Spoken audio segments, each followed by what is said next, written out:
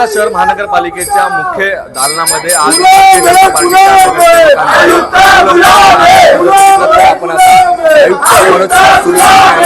कार्यालयाच्या बाहेर उभा आहोत आणि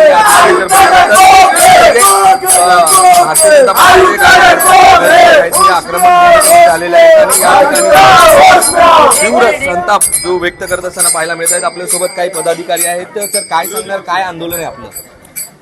आपण जर पत्रिका बघितली असेल, आज प्रभाग समिती अच्या कार्यालयाचं आणि जीवदानी ट्रामा सेंटरच्या बाजूच्या ट्रामा सेंटरचं भूमिपूजन आणि प्रभाग समितीच्या अचं लोकार्पण, कार्यालयाचं लोकार्पणाचा कार्यक्रमाची पत्रिका काल समाज माध्यमातनं आम्हाला मिळाली। त्याचसोबत प्रत्यक्ष हार्ड पत्रिका माझ्या घरी महापालिकाच्या कर्मचाऱ्यांनी पाठवली।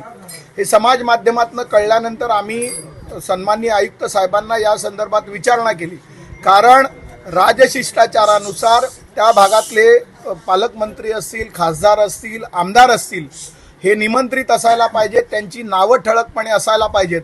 परंतु या पत्रिकेमध्ये स्वतः आयुक्त निमंत्रक आहेत, परंतु पत्रिकेमध्ये पहिलं नाव माजी लोकप्रतिनिधी, त्यानंतर महापौर आणि त्याच्यानंतर अजून माजी लोकप्रतिनिधी आणि त्यानंतर उपमहापौरांच्या सोबत केवळ राजन नाईकांचं नाव आहे, तेही अत्यंत छोट्या अक्षरामध्ये। त्यांच्यासोबत असलेल्या अजून 2 आमदार या महापालिका क्षेत्रातले आणि प्रभाग समितीचा अचा जे कार्यक्षेत्र आहे ते सन्माननीय आमदार राजन नाईकजी आणि स्नेहा दुबे या दोघांच्या मतदारसंघामध्ये, तर त्यासोबत आमचे खासदार हेमंत सावरा साहेब यांचंही नाव कुठेही नाही आहे।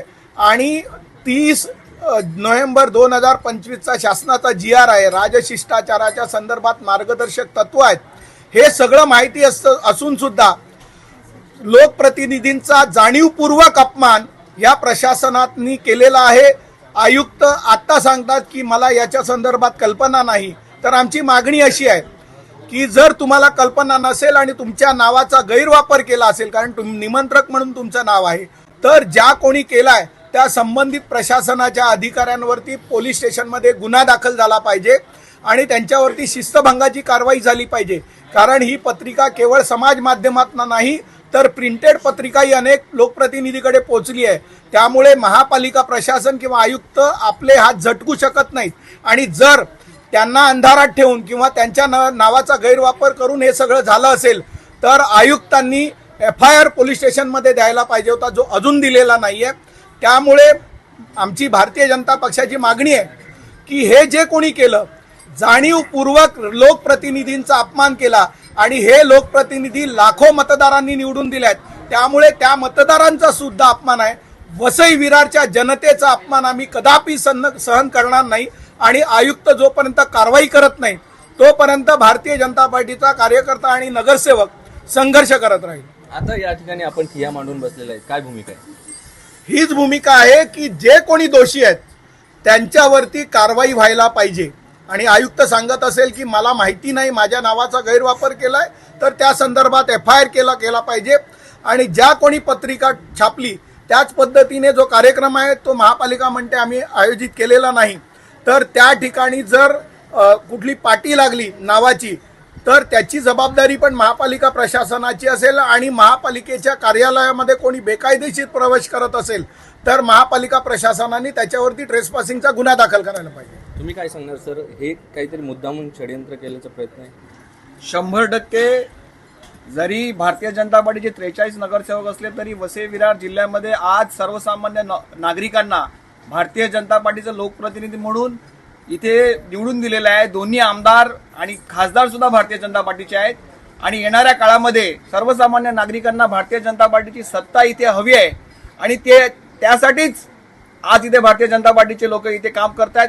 परंतु जर आपण पाहिलं असेल तर ह्यांनी ज्या पद्धतीने ही पत्रिका छापलेली आहे, जरी आज प्रशासन म्हणत असलं की पत्रिका आम्ही छापलेली नाही, तरी जाणून बुजून जसं मनोज पाटील यांनी सांगितलं, बहुजन विकास आघाडीचे दलालांच्या मार्फत जे दलालांसारखी जे काम करतायत इथे काही अधिकारी, या अधिकाऱ्यांच्या माध्यमातून आज हे पत्रिका छापलेली आहे आणि ही आज आमचे मार्गदर्शक आमदार राजन नाईक असतील, आमच्या वसईचे आमदार स्नेहा दुबे पंडित असतील, आमचे खासदार डॉक्टर हेमंत सावरा असतील, ह्यांचा हा खूप मोठा अपमान आहे. तसंच त्यांना निवडून दिलेला हा सर्वसामान्य जनतेचा सुद्धा अपमान आहे, कारण लाखो मतदारांनी त्यांना ह्या ठिकाणी निवडून दिलेला आहे.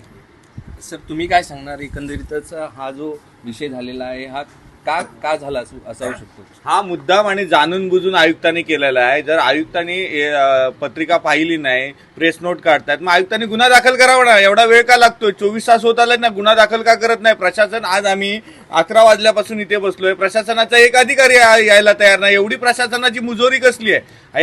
एका पार्टीच्या घरगड्यासारखे जर हे प्रशासन काम करत असेल तर सामान्य नागरिक हे सहन नाही करणार. आता काय मागणी आपली? जोपर्यंत दोषी अधिकाऱ्याला निलंबित करत नाही तो हीच आमची मागणी आहे, तोपर्यंत आम्ही इथून उठणार नाही.